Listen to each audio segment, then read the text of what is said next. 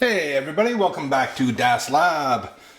Today, what are we making? We are making hummus. Our famous hummus recipe. It's a big favorite around the house here. There's the recipe. I'll probably post it down there in the basement of this channel. So what are we going to do first? We are going to get some garlic prepped. I'm making a double batch today. So everything you see here is probably twice what you would normally use. Why? Because we do go through a lot of this, and I haven't made it in a while, and I want to make sure there's lots for the rest of the week and the weekend coming up. That's how I prepare the garlic, right? I give it a squish and cut the ends off, and the peel does tend to come off. Squish it out and it kind of breaks it. Doesn't always work, but sometimes it does. Most of the time it does. Okay, so garlic, of course, to taste. And what is hummus? Basically, it's made with chickpeas. Okay, now in this particular recipe, what I'm going to do here is I'm going to use 2 cans, so it's a double recipe, and I'm going to hold back some of the juice from the second can. Depending on the brand of chickpeas you use, sometimes there is a lot of juice in there. That's not that much, actually. I'm pretty happy with that. So I probably will end up using it all. I can always add it in. Once it's in there, and you can't do much about it. What else does my recipe say here? It says I need garlic to taste, 1/4 cup of tahini. Yeah, what the heck is tahini? Tahini is a sesame seed paste. You can see the writing here. That's not from around here. It does tend to settle out in the bottom and get a dry paste of almost like a hulva at the bottom. If you don't have tahini or you can't find tahini, you can substitute peanut butter. And there goes the battery. I'll be right back. Okay, it's about 3 months later. No, it's about 30 seconds later. New battery in there. Yeah, so our halva. So you can substitute peanut butter if you want.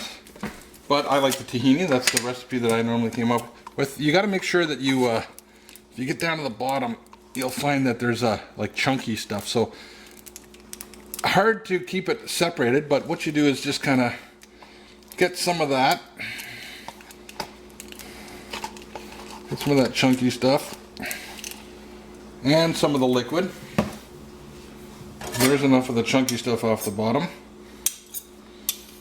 Oops.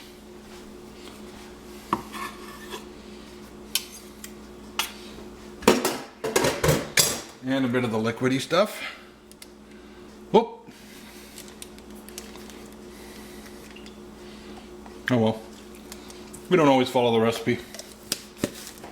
We come close. It's always different. Okay, lime juice. Yeah, I forgot about lime juice. You can use lemon if you don't have lime. Doesn't really matter. And what does it say? A tablespoon of lime juice. Right about there. Don't forget I'm making a double, so if it looks like a lot, don't forget. So that's about 2 tablespoons of that for me. Ground ginger. You may remember this from my using spices video. My ground ginger, and it's saying here on a tablespoon of ground ginger. So in this case, I'd probably use a little bit more, 2 tablespoons. Mix that in there. To taste, you can adjust this any which way you want, right? I mean, I'm gonna add things in here you might not like. Black pepper. It says half a teaspoon, so about a teaspoon of black pepper in there. Nice. Cumin. Yeah, that gives it a nice sort of flavor. There's our cumin. And I'll be putting in half a teaspoon times 2. Go careful with this stuff. It's easy to overdo it, okay? You can always add more after you taste it. And a little bit of salt. A little bit of salt doesn't hurt. To taste, to whatever your health, medical conditions are. A little bit of salt here. And here comes the interesting one. The Caribbean jerk spice. Which is where? Now this is where a lot of your heat is going to come from. Heat in this can come from 3 areas. Your garlic can be hot. Your spice-wise, your ginger can be hot, and then your jerk seasoning can be hot as well too. So depending on what your particular tastes are, you'll have to adjust accordingly. Okay, so some people like it hot around here, some people don't. So that's going in there like that. What do you do then? Noise alert. Don't forget the garlic's in there somewhere, you gotta grind it out.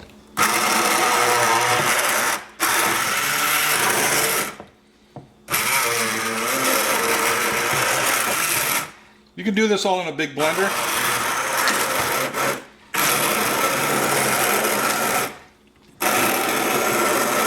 This is harder to clean. This is the bowl we're going to be eating it out of, so.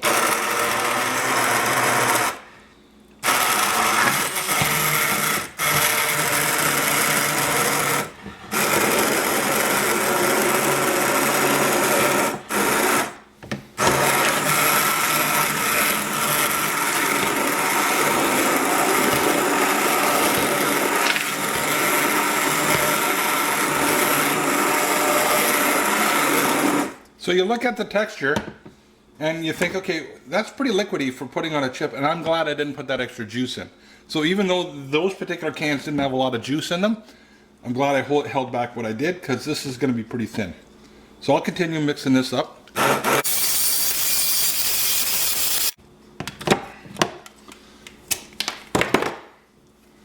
Okay.